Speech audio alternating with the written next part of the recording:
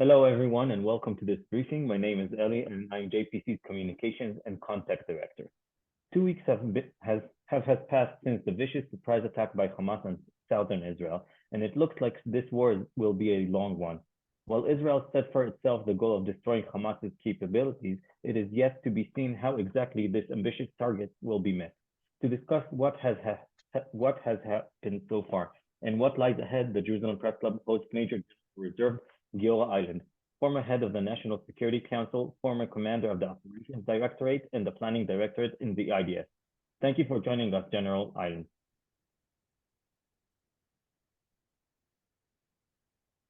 Thank you. Good evening. I apologize in advance.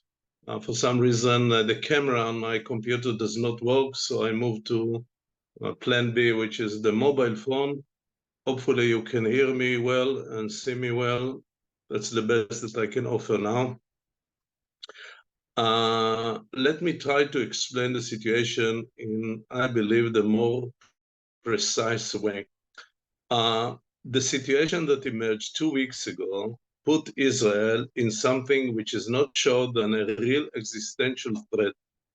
And let me explain why. It is not that Hamas can destroy Tel Aviv or destroy Israel or conquer all Israel. This is probably cannot happen.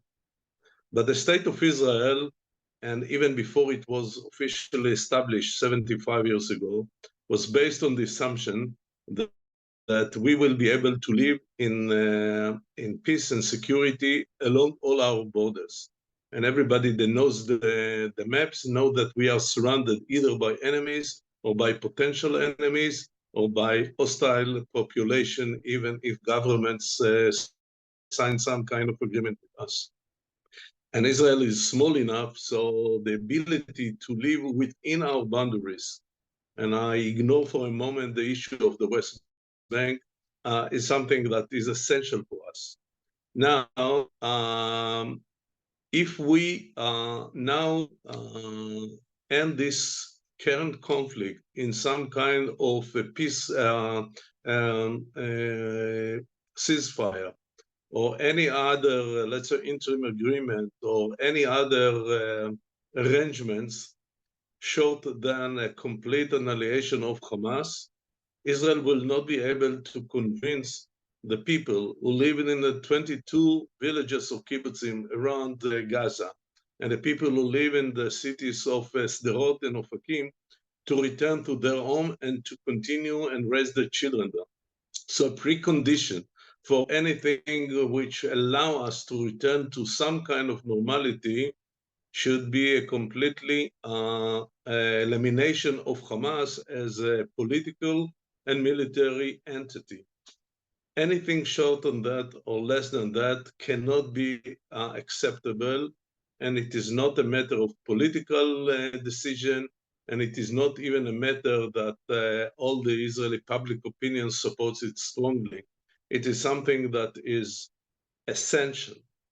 Now, in order to achieve it, we could do one of the two things, either to carry out a large-scale ground operation, which is well prepared today, and try to reach all the places where the leaders, the combatants, the infrastructure of Hamas exists, generally in Gaza Strip and specifically in the city of Gaza, and of course destroy them.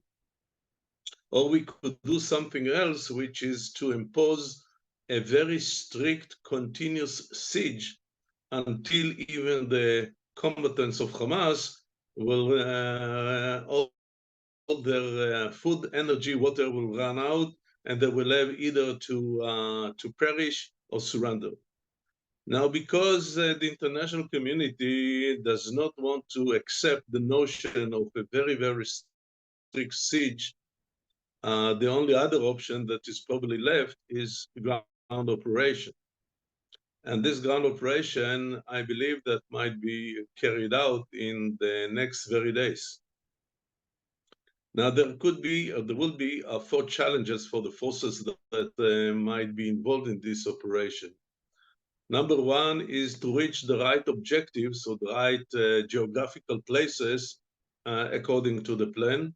This, I believe, will be relatively easy. The second thing is to secure themselves, because they might be there for weeks, and there are still hundreds or maybe thousands of terrorists around them, not to mention booby traps and other kind of explosives and possible short range or very, very short range of exchange of fire with Hamas terrorists over there. So this is the second challenge. The third challenge is to be able to reach the tunnels, because most of Hamas infrastructure and combatants and command and control systems are underground. All of them are in tunnels. So we will have to find an effective way to reach the tunnels and to make sure that people over there cannot stay or cannot exist.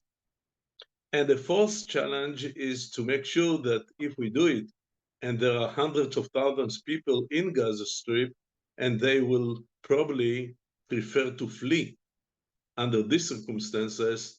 Unfortunately, many of them have not done it so far. Then we will keep some kind of safety corridor that will enable them to leave this area, because we will not be able to offer any kind of medicine or humanitarian assistance to this part of Gaza during the operation itself. So these are four challenges, and I ignore for a moment the matter of the hostages. Now let's speak about the hostages. There are about 210 Israeli hostages in Gaza, from very young babies to very elderly people and everything in between. Most of them are civilians. Many of them are probably wounded, not to mention some other problems. And Hamas, in a quite cynical way, released unconditionally, if you want, two of the hostages. Not surprisingly, these two women have an American passport or citizenship, and they tried to send some kind of implicit signal. Look, we might release other people later, but we will do it upon our decision and only whenever we decide it. So if you want these people to survive, don't carry out any ground operation, because if you do, then those people might be killed. And I think that this creates some dilemma in front of the Israeli government, but I assume that it will not cause us to give up the ground operation, because it means that if we accept this kind of Hamas implicit, indirect, not official offer, we will be completely dependent on the goodwill, actually badwill, of Hamas. I said Hezbollah, I'm sorry, of Hamas. So I think that, again, in order to make sure that after this operation is conducted, there will be a way to convince the Israeli civilians to return to their destroyed villages, where many of their family relatives have been or were butchered in the most horrific way. We have to make sure that a similar threat from Gaza cannot exist and will not exist. So it is not a matter of arrangements, of a ceasefire, or even of our ability to deter Hamas in the future. The only way to create such a security situation means that Hamas cannot exist. And if you ask, and then what? And here I think that the government of Israel is much more offered to tell everyone, okay, we are happy and we will be happy to cooperate with everyone, from the Palestinian Authority, Arab countries, NATO, UN, whatever, in order to find some kind of a stable solution to the situation in Gaza.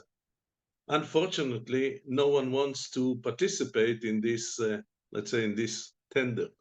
Because everybody in the world, especially the Arab countries, especially Egypt, say, well, the Palestinian problem is yours. We are not going to help you whatsoever. And so it might create a real continuous humanitarian and economic crisis in Gaza. We will probably not stay there longer than needed.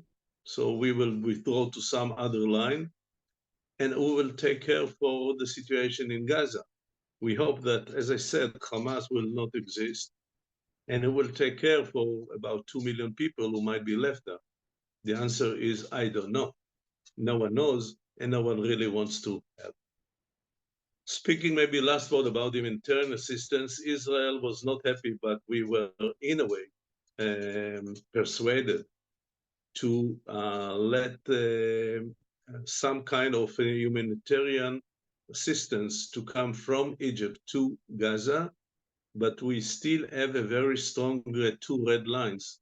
Number one, this assistance will be brought only to the southern part of Gaza and not north. And number two, we agree that medicines, food, tents, blankets, water, of course, will enter, but we will not let fuel enter Gaza. Fuel is actually the fuel, the energy that the Hamas needs. Without it, it is very hard for him to keep their command and control system. Without it, they cannot do many other things that I cannot elaborate, and we cannot allow any entrance of fuel to Gaza. And of course, it creates difficulties over there, but there is no other choice, and I hope that the state of Israel will be determined enough not to go further in our, let's say, willingness to help. Before I move to the north, I can say something about the, let's say, the political dialogue or the political challenges that Israel faces. The international community, generally speaking, again, based on the summit in Cairo today and on other messages, is saying more or less the following. You had terrible humanitarian catastrophe 2 weeks ago. We are sorry, but we cannot return the dead. You do have more than 200 hostages in the hands of Hamas, but we cannot help because Hamas is not ready to negotiate and to discuss it.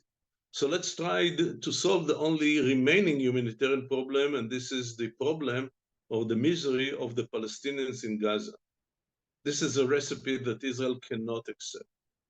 And we will be very strict and very determined, I hope, not to relieve the real crisis over Gaza before there is a real strong demand from everyone, from the UN, Red Cross, and others, to at least enable access of the International Red Cross to the Israeli hostages in Gaza. And since there are some parties who do have leverage of Hamas, especially Qatar, then they can use it. But it is going to be a real, I would say, debate or even dispute between Israel and the international community regarding this matter. And certainly we cannot afford to give up and to give low priority to our hostages while everybody expects us or wants us to help the people in Gaza. The second, let's say, political challenge is that we clearly said what are the objectives of the military campaign, whether it is done from the air or might include also a ground operation. But so far, I don't think that anyone in the world supports our, let's say, even limited goal, which is to eliminate Hamas. The only voices that we hear is something like this. Yes, Israel has the right to defend itself, but don't do A, don't do B, don't do C, don't do D. In other words, don't do anything. Or at most, you are entitled to stay along your borders, and if there is another wave of terrorist attack, then you have the right to shoot back, which is unfortunately not enough based on the current situation. The third challenge for the state of Israel is, and I already gave some word about that, is about the day after. Who is going and who is ready to communicate with us about that? And so far, no one is ready, and especially not the Arab world. And last point, I want to speak about our northern border. Now, so far, it seems that Hezbollah has not made a decision to begin, let's say, a full war against Israel. So far, they are only trying to annoy the Israeli forces along the border, but not beyond that. And of course, they do have the capabilities to attack every place in Israel, and they don't do it. They don't do it either temporarily or because they made a decision not to do it. And the main leverage over Hezbollah is based on the fact that Hezbollah, contrary to Hamas, by the way, is very, very sensitive to public opinion in Lebanon. They present themselves as the protector of Lebanon, the defender of Lebanon, as a Lebanese patriot who care about the people and the state of Lebanon. And they understand very well that if a full-scale war will emerge between Israel and Hezbollah, it will definitely bring to a full devastation of the city of Beirut. Beirut will look like a Gaza. And they understand that after this war will be over, many, many people in Lebanon, including from the old community, the Shias community, will ask them, why did you?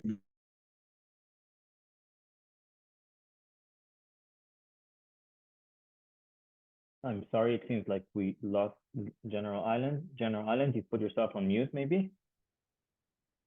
I guess Israel will not let it happen. Can you still hear me? Now we hear you, yes. Okay. I don't see you. It is a little complicated. Hopefully, I will resume it, but I'm very close to the end of my briefing. We can continue but I want to the say, video. Say again? We can continue without the video in the worst case. Okay, so I'll say only one sentence. Even if we think about the best possible scenario, which means that we will be able to win Hamas, hopefully with no too many Israeli casualties, and the threat of Hamas will be eliminated forever. And even if Hezbollah will be deterred and even stop the current activities along the border, there will still be a huge challenge. How can we persuade the tens of thousands of Israelis who live along the northern border to return to their home, that some of them are in the range of 200 meters from positions of Hezbollah? We will not be able to do it. So I guess that Israel will have to solve Hezbollah problems sooner or later. It is going to be much bigger challenge. Hopefully the international community will support Israel in the demand that a state, in this case Lebanon, cannot be actually controlled by a terrorist organization like Hezbollah that gets all its instructions from Iran. This is something that is above the Israeli problem, and hopefully we will be able, sometime, it might take years, to solve this problem. And again, Israel will not be able to continue and to live normally as long as Hezbollah is on our borders, even if they are deterred and not shoot against Israel. And just to remind that after the second Lebanese war in 2006, UN Security Council resolution 1701 stated very clearly that Hezbollah is not allowed to be in any place south of the Litani River, which is about 10 kilometers from the Israeli border. Of course, no one in the world, and of course, the government of Lebanon has tried to implement this UN resolution, but after we solve the problem in the south, Israel will have to raise this issue again to the international community. Okay, I'm open to hear questions, please. Okay, so again, thank you very much, General Eiland, for this very, very clear presentation, and you touched down on very, very various issues. And thank you again for clearing your time to join us today. We're sorry for the technical problem that we can't see you now, but hopefully it will be resolved soon. So we got several questions from reporters. The first one is, why did Israel wait so far with the ground maneuver? And do we have a deadline to start it? In some point, will it be, we can't go anymore to Gaza because time has passed? Okay. The real sincere answer is that I don't know. The forces are well prepared, and the political decision is, and at least one decision was made a week ago before the visit of President Biden. We did not want to begin such an operation while he was here, but his visit is over. So I don't know what are the other calculations. That might be in regard to the hostages. They might be relevant because of some, let's say, professional considerations that I'm not aware of. Some people claim that although the Israeli Air Force carried out so far thousands of sorties over Gaza, we still have to use this element in order to diminish some of the existing forces of Hamas. Some people think that the effectiveness of the Air Force is growing now rather than going down, so we have to be patient and achieve more results with the Air Force before we begin ground operation. But these are only, let's say, some kind of guesses or assumptions. My real answer is that I don't know. Okay, another reporter is asking if Israel won't allow to enter fuel to Gaza. How can the hospitals in the Strip be able to treat patients there? And is there any possibility to maybe create a humanitarian corridor for these people who are sick, who are injured, and can leave Gaza this way and get treated outside, maybe in Egypt? Israel is supporting, actually, we said it from the very first day, that we strongly recommend the people to move to Egypt. Unfortunately, the Egyptians are not ready to do it. So maybe a reasonable compromise will be the following.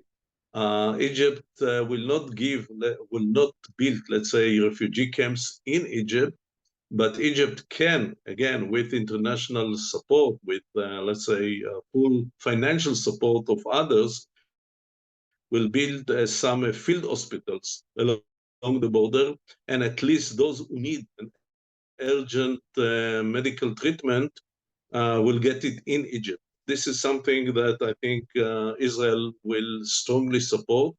We cannot allow energy to go to Gaza because this will give much more energy from all, let's say, explanations of what energy is to Hamas, and we cannot win, we cannot fight this enemy while he is energized by fuel. And this is something that I hope that we will be persistent enough not to let it happen. Okay, now you spoke about the fighting in the underground tunnels where Hamas is hiding. Is Israel capable of going there face-to-face battles without losing too many people, without paying a very high price? I don't want to go to tactical details, but you don't necessarily have to send forces physically to the tunnels. The real challenge is to find the entrance or the exits to these tunnels. And if you have enough forces over there and you can scrape the ground, then you can look for this kind of exits. If you find them, then you can cause enough trouble inside the tunnels and not necessarily by sending infantry soldiers to the tunnels themselves. Okay, now you spoke also about the question of who will control Gaza on the day after the war, that Israel won't stay there forever. Is the Palestinian Authority an option? Is it possible for Israel to trust it enough to take control of the Strip again, and that it won't lose it again, like it happened in 2007? I guess that this will be at least the preferred option by the international community, and Israel will not say no. And I guess that Israel will agree to these arrangements, but there will be some, let's say, some security arrangements that we will have to make sure that they can can guarantee our essential interest. In a way, you can compare between the current situation in the West Bank, and I'm referring to Area A, the areas that are under full control of the Palestinian Authority, but Israel still has an overriding responsibility for security. So if there is a need, we will be able to go in.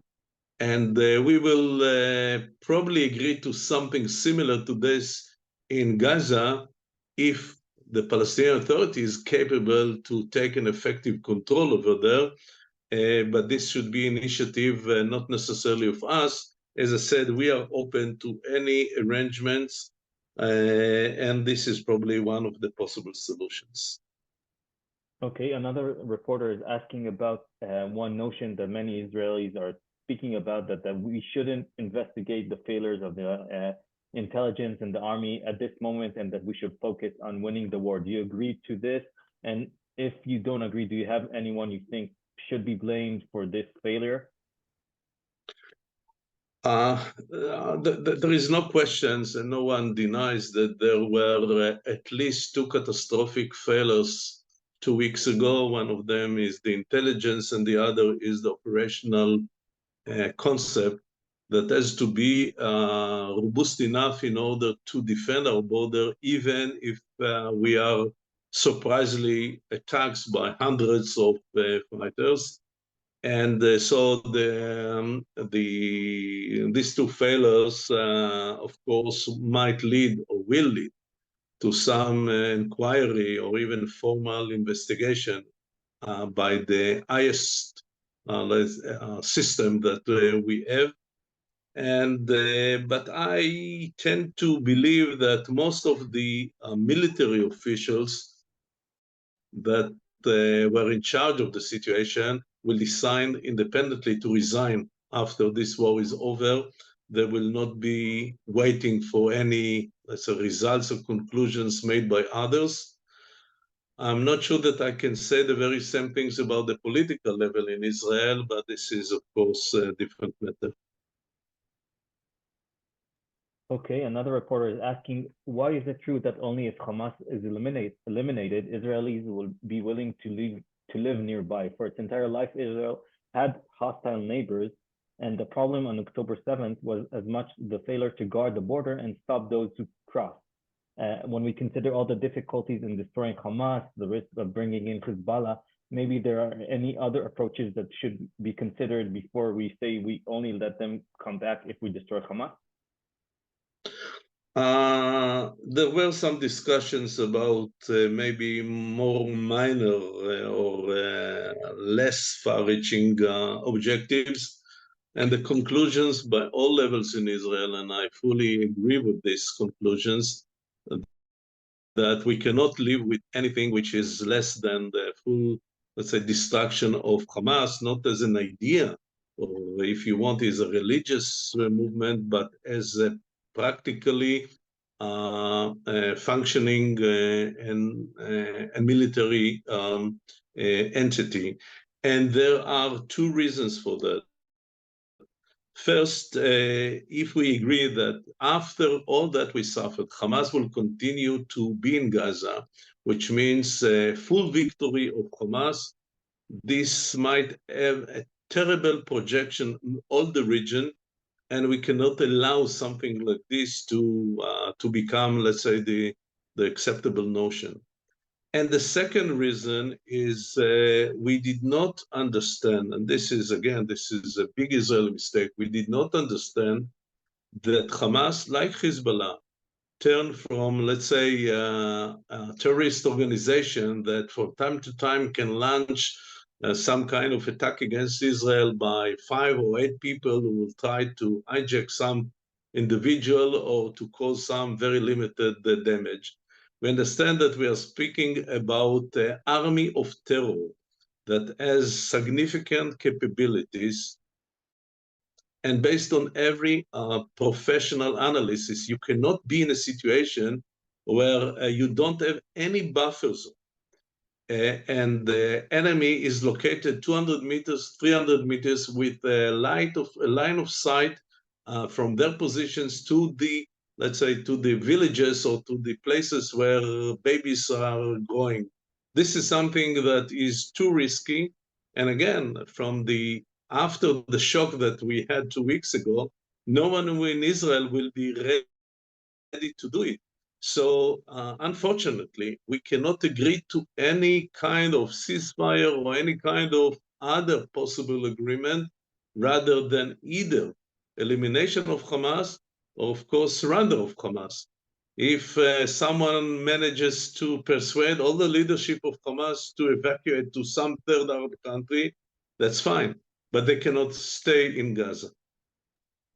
Okay, we don't have much time left, and we want to move on to the northern arena. I do want to emphasize that if you have any more questions unanswered for General Eiland, you can send it to us later, and we'll try to pass it to him, and he'll do his best to answer them. So moving on to the north, Defense Minister Yoav Gallant said this weekend that Hezbollah decided to join the war. What does that mean? And in your view, is Israel prepared for a multi-front war?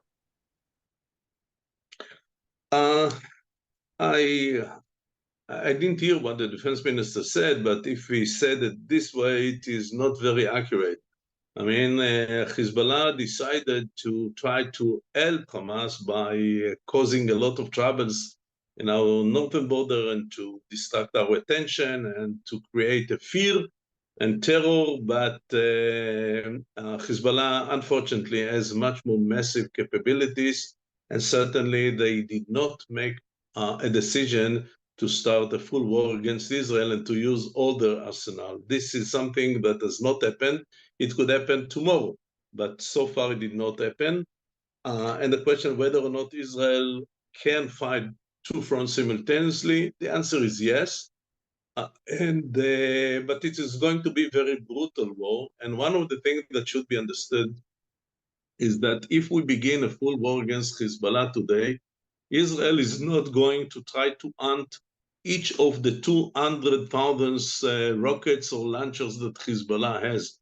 This is like an attempt to, let's say, to target tens of thousands or hundreds of thousands of mosquitoes. This is something that we cannot do. The only thing that we can do, besides, of course, an attack on the main facilities of Hezbollah and the command and control stations and some of their, let's say, strategic weapon system, is to destroy Lebanon. And I guess that this is what Israel will do. I mean, Israel can easily destroy Lebanon, all the infrastructure from harbors, airports, power stations, bridges, communication. We can enforce a full blockade over Lebanon.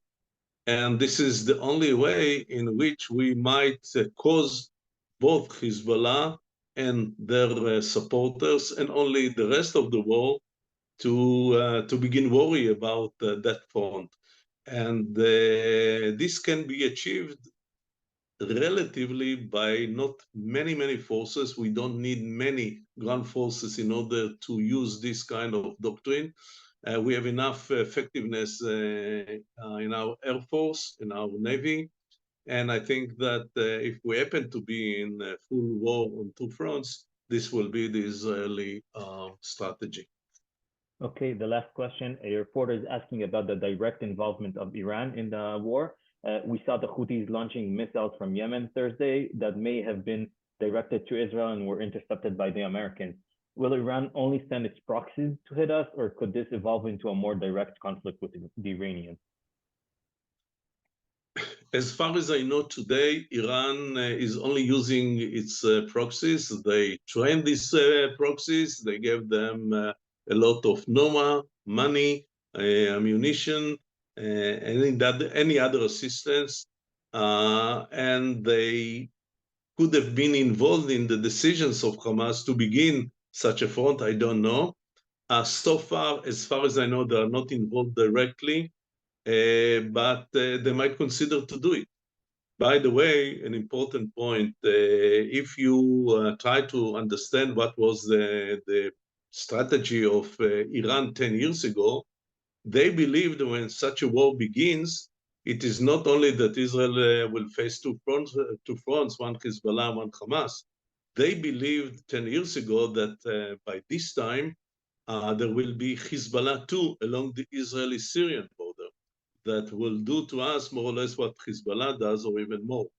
Fortunately, at least this kind of threat, we managed to, let's say, to prevent by continuous and determined attacks on Iranian targets in Syria, as we continue to do, I think, even in these very days, and we do it constantly in the past 10 years. And fortunately, at least this front is not another front. Okay, this was very clear. Major General Giora Eiland, former National Security Advisor. Thank you very much for joining us today, and have a good night, everyone. Join us again for more events soon. Thanks.